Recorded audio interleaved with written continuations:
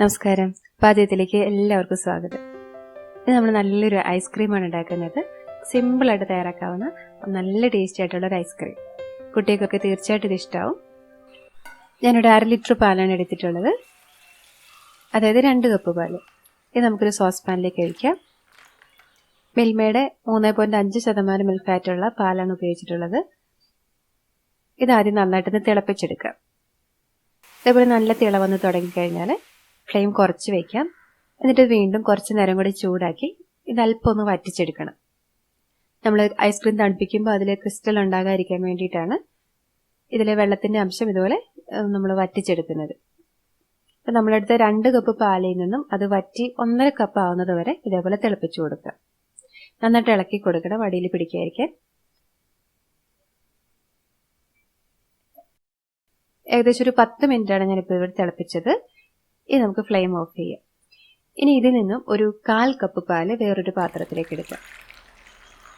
ഇതിലേക്ക് 2 table spoon custard powder ചേർത്ത് കൊടുക്കാം. വാനില ഫ്ലേവറുള്ള കസ്റ്റാർഡ് പൗഡറാണ് ഞാൻ ഉപയോഗിക്കുന്നത്. ഇനി കസ്റ്റാർഡ് പൗഡറിന് പകരം നിങ്ങൾക്ക് കോൺഫ്ലവർ വേണമെങ്കിൽ ഉപയോഗിക്കാം. എന്നിട്ട് വാനില എസൻസ് എക്സ്ട്രാ ആയിട്ട് വേറെ ചേർത്താൽ മതി. ഇത് കട്ടയൊന്നും ഇല്ലാതെ നന്നായിട്ട് യോജിപ്പിച്ചെടുക്കാം. ഇനി ഇത് ബാക്കിയുള്ള പാലിലേക്ക് ചേർത്തിട്ട് നന്നായിട്ട് യോജിപ്പിക്കാം. ഇനി ഇതിലേക്ക് അല്പം ഏലക്കാപ്പൊടി ചേർത്ത് കൊടുക്കാം. ഒരല്പം ചേർത്ത് കൊടുത്താൽ മതി, നേരിയ ഒരു ഫ്ലേവർ മതി, അതാണ് നല്ലത്. ഇനി 5 ടേബിൾ സ്പൂൺ പഞ്ചസാര അതുകൊണ്ട് ചേർത്ത് കൊടുത്ത് നന്നായിട്ട് യോജിപ്പിക്കാം. ഇനി നമുക്ക് വീണ്ടും അടുപ്പിൽ വെച്ച് ഇതൊന്ന് കുറുകി വരുന്നത് വരെ കുറച്ച് നേരം കൂടി ഇളക്കി കൊടുക്കാം. തീ ലോ ഫ്ലെയിമിലാക്കിയിട്ട് നന്നായിട്ട് ഇളക്കി കൊടുത്തുകൊണ്ടിരിക്കുക. അല്പനേരത്തിനുള്ളിൽ ഇതുപോലെ തിക്കായിട്ട് വരെ നമുക്ക് കാണാൻ പറ്റും. ഇനി ഫ്ലെയിം ഓഫ് ചെയ്യുക. ഈ മിക്സിന് നന്നായിട്ട് തണുക്കാനായിട്ട് മാറ്റി വയ്ക്കാം. ഇത് തണുക്കുന്ന സമയത്ത് ഇതിന്റെ മുകളിൽ പാട കെട്ടാതിരിക്കാനായിട്ട് നന്നായിട്ട് ഇടയ്ക്കിടയ്ക്കൊന്ന് ഇളക്കി കൊടുത്തുകൊണ്ടിരിക്കുക. ഇപ്പൊ ഈ മിക്സ് നന്നായിട്ട് ഇവിടെ തണുത്തിട്ടുണ്ട്. നമുക്ക് സൈഡിലേക്ക് വയ്ക്കാം. ഇനി വേറൊരു ബൗൾ എടുക്കാം. അതിലേക്ക് 1 കപ്പ് വിപ്പിംഗ് ക്രീം ഒഴിക്കാം. നന്നായിട്ട് തണുത്തിട്ടുള്ള വിപ്പിംഗ് ക്രീമാണ് നമ്മൾ ഉപയോഗിക്കേണ്ടത്. നന്നായിട്ട് തണുപ്പുള്ളപ്പോഴാണ് നന്നായിട്ട് വിപ്പായിട്ട് കിട്ടുള്ളൂ. ഞാനിവിടെ നോൺ ഡയറി വിപ്പിംഗ് ക്രീമാണ് ഉപയോഗിച്ചിട്ടുള്ളത്.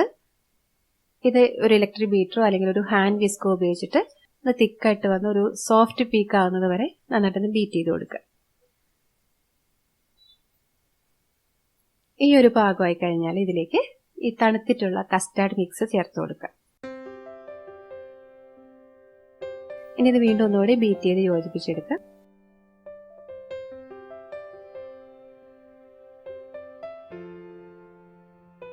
ഇനി ഇത് ഫ്രീസറിൽ വെക്കാൻ പറ്റിയ ഒരു പാത്രത്തിലാക്കിയിട്ട് നന്നായിട്ട് അടച്ച് ഒരു 2 മണിക്കൂർ നേരത്തേക്ക് ഫ്രീസറിലേക്ക് വെക്കുക.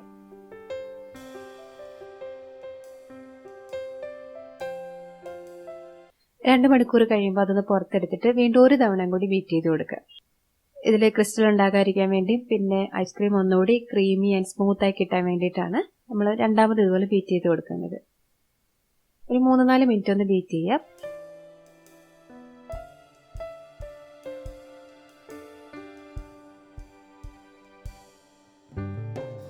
എന്നിട്ട് വീണ്ടും ആ പാത്രത്തിലാക്കി ഫ്രീസറിലേക്ക് വെക്കുക. നന്നായിട്ട് കവർ ചെയ്തിട്ട് ഒരു 8 മണിക്കൂർ ഇത് ഫ്രീസറിലേക്ക് വെക്കുക. 8 മണിക്കൂറിന് ശേഷം പുറത്തെടുക്കുമ്പോൾ ഐസ്ക്രീം നന്നായിട്ട് സെറ്റ് ആയിട്ടുണ്ടാവും. നല്ല ടേസ്റ്റ് ആയിട്ടുള്ള ഐസ്ക്രീമാണ്. നിങ്ങൾക്ക് ഇത് ഒരു തവണ ഉണ്ടാക്കിയാൽ വീണ്ടും വീണ്ടും ഉണ്ടാക്കി കഴിക്കാൻ തോന്നുന്ന അത്രയ്ക്ക് ടേസ്റ്റി ആയിട്ടുള്ള ഐസ്ക്രീമാണ്. വിപ്പിംഗ് ക്രീം ചേർക്കാതെ നമുക്ക് ഐസ്ക്രീം ഉണ്ടാക്കാൻ പറ്റും. അതിന്റെ റെസിപ്പി ഞാൻ നേരത്തെ അപ്ലോഡ് ചെയ്തിട്ടുണ്ട്. അതിന്റെ ലിങ്ക് ഞാൻ താഴെ ഡിസ്ക്രിപ്ഷൻ ബോക്സിൽ കൊടുക്കാം. താല്പര്യമുള്ളവർക്ക് അത് കണ്ടു നോക്കാം. അപ്പോൾ ഈ വീഡിയോ നിങ്ങൾക്ക് യൂസ്ഫുൾ ആയി ഞാൻ വിചാരിക്കുന്നു. തീർച്ചയായിട്ടും നിങ്ങൾ ട്രൈ ചെയ്ത് നോക്കിയിട്ട് നിങ്ങളുടെ ഫീഡ്ബാക്ക് അറിയിക്കാൻ മറക്കരുത്. ഇഷ്ടപ്പെട്ടെങ്കിൽ ലൈക്ക് ചെയ്യാനും അതുപോലെ ഫ്രണ്ട്സിനും റിലേറ്റീവ്സിനൊക്കെ ഷെയർ ചെയ്ത് കൊടുക്കാനും മറക്കരുത്. അതുപോലെ ചാനൽ നിങ്ങൾ ആദ്യമായിട്ടാണ് കാണുന്നതെങ്കിൽ സബ്സ്ക്രൈബ് ചെയ്യാനും പുതിയ വീഡിയോസിന്റെ നോട്ടിഫിക്കേഷൻ കിട്ടാനായിട്ട് അരികിലുള്ള ബെൽ ബട്ടൺ പ്രസ് ചെയ്യാനും മറക്കല്ലേ. അപ്പോൾ നമുക്ക് വീണ്ടും നല്ലൊരു റെസിപ്പിയിലൂടെ കാണാം. അതുവരെ നന്ദി, നമസ്കാരം.